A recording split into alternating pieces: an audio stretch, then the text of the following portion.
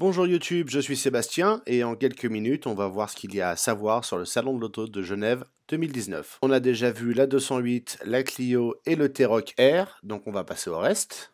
Et on commence par les voitures qui existeront, le Polestar 2 qui est la marque électrique de Volvo et le modèle 2 qui est une version de lancement qui sera trop chère, il y aura des versions moins chères plus tard et le même design ne sera pas disponible chez Volvo. Évidemment il concurrence la Tesla comme tout le monde. La nouvelle CLA Break, le break de la version courte de la berline qui se faisait aussi en break et en version berline. La voilà, faites-vous plaisir. Subaru présente des modèles hybrides du Forester et du XV. Passionnant. Toujours dans le palpitant, Jeep propose maintenant des versions hybrides du Compass et du Renegade. Vous pourrez les charger chez vous et vous gagnez un peu de performance en payant forcément plus cher. Dispo l'année prochaine.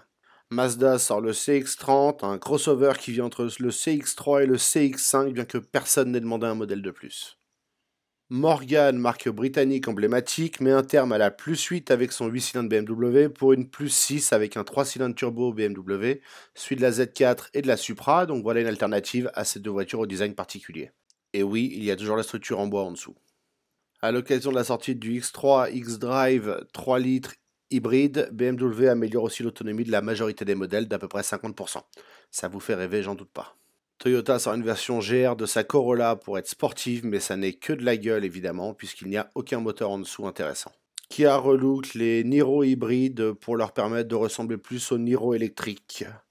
Ça va tout changer à la gamme. Mercedes sort le GLE 53 AMG qui vient entre le 43 et le 63 parce qu'il est hybride mais fait les mêmes performances que le 43, mais avec un badge AMG sur une voiture hybride, ça ira beaucoup mieux pour tout le monde. Peugeot présente la voiture qui aurait pu lui faire gagner la voiture de l'année, la 508 hybride, vous aurez 400 chevaux pendant 50 km et 200 chevaux pour le restant des kilomètres. Mitsubishi n'abandonne pas avec le premier lifting depuis 2011 de l'Outlander, c'est principalement extérieur, un peu de cosmétique et un nouveau GPS. On passe à la catégorie J'ai gagné à l'euro-million avec la F8 Tributo de Ferrari, une autre Ferrari V8 à moteur arrière, 710 chevaux, moins de 2 secondes 9 de 0 à 100. Et n'oubliez pas, elle sera bientôt suivie d'une version piste, puis d'une version cabriolet, puis d'une version cabriolet piste, donc vous pourrez en acheter 4 avec votre euro-million. Histoire de ne pas être en reste, voici Lamborghini qui nous présente la Huracan Evo Spider, donc la version Spider de l'Evo qui était mieux que la Huracan normale et la Huracan Spider. Chez Lamborghini, les séries limitées, c'est tout un art comme on le sait. Et si la Huracan n'est pas suffisante, voici l'Aventador SVJ Roadster, seulement 800 exemplaires pour vous décoiffer encore plus vite avec un V12. Pour le néo-rétro, la Roof CTR Yellowbird est enfin en version finale, ça y est, avant ça n'était qu'un prototype en fait, et c'est exactement la même, et elle est toujours hors de prix parce que le carbone c'est cher. Dans la série, on se demande pourquoi la Mercedes AMG GT-R Roadster, avec un super bel rond très discret et très classe à l'arrière de ce cabriolet qui a plutôt une jolie ligne, sinon, n'hésitez pas à courir passer commande puisqu'il n'y en aura que 750 exemplaires. Sinon, vous avez l'Hispano Suiza Carmen, la marque est légendaire, le design est assez catastrophique à mes yeux. Elle fera 1019 chevaux, coûtera 1,7 million et il y en aura 19 exemplaires, c'est très très dommage.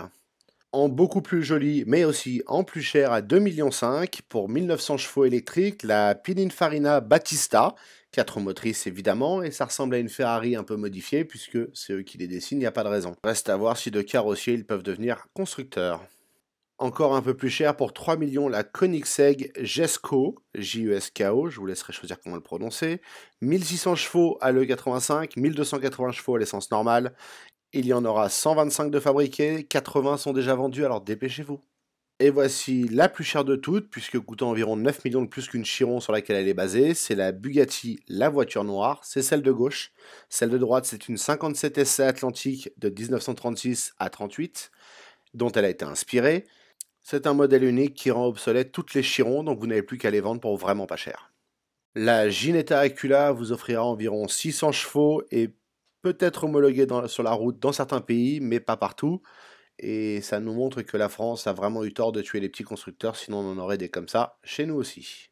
Bentley marque le 100e anniversaire de sa marque avec une Continental GT Number 9 qui a un numéro sur la façade, deux couleurs noir ou vert et quelques détails intérieurs différents.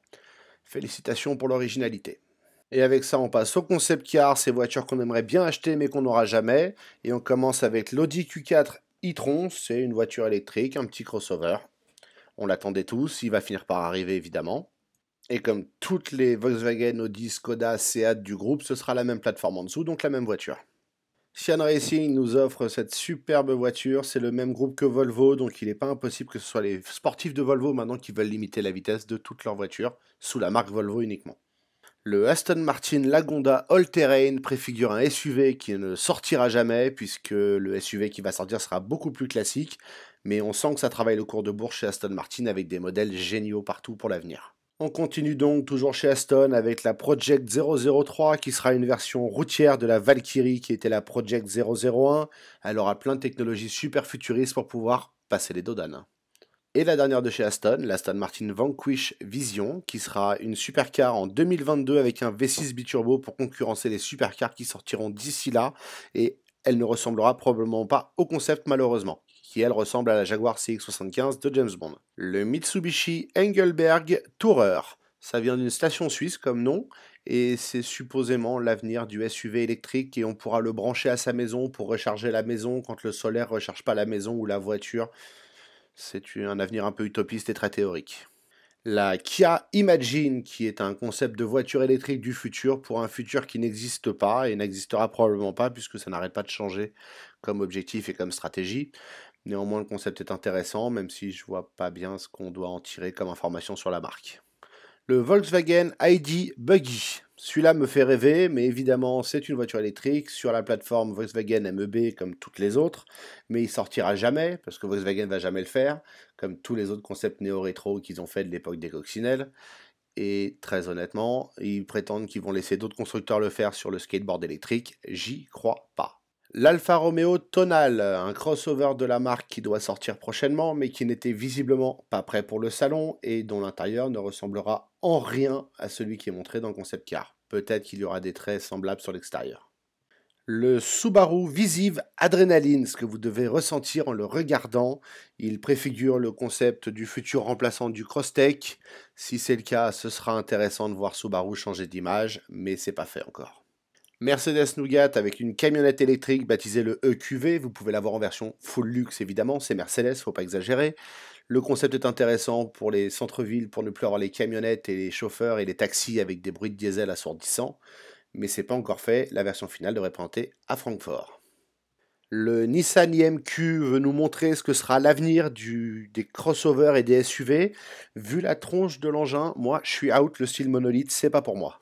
La Giugiaro Kangoo, c'est prévu pour pouvoir passer les dodanes avec une supercar qui peut monter de 10 cm sur ses suspensions hydrauliques.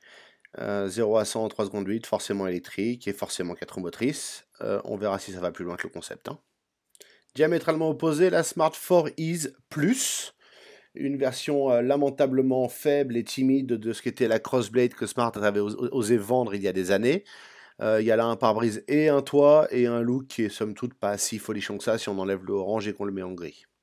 La Seat L-Born, une autre version électrique sur la plateforme Volkswagen MEB. On va en voir des centaines dans les années à venir, il va falloir s'habituer. Toutes elles vont être identiques en dessous avec des carrosseries un peu différentes. Ça va être passionnant. Ce serait drôle de remplacer le Dieselgate par le Batterygate.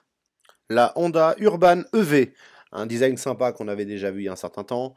Elle va sortir, peut-être pas comme ça, certainement pas avec des caméras à la place des rétroviseurs sur les portières. Reste à savoir si ce sera une citadine électrique abordable. Piège automotive ou papa, j'ai envie de faire une supercar. Le fils de Ferdinand Piège nous sort cette voiture qui n'est qu'un concept et qui ira peut-être à terme parce qu'il a les moyens et les contacts de le faire. La Citroën Ami One est un concept de mobilité, mais personne n'a jamais acheté un concept de mobilité à part des actionnaires et des investisseurs, donc on n'entendra probablement plus jamais parler. Et on termine avec un peu de ridicule et les trottinettes Volkswagen qu'ils envisagent de mettre en production. Ça vous donnera l'impression que la marque est super cool et qu'il faut acheter votre voiture électrique chez eux. Merci d'avoir suivi cette vidéo. Le Salon de Genève se tient du 7 au 17 mars à Palexpo à Genève en Suisse. Vous pouvez y aller en tram ou en bus pour vous éviter la galère de la voiture sur place et des parkings. Et si cette vidéo vous a plu, n'hésitez pas à vous abonner et à la liker.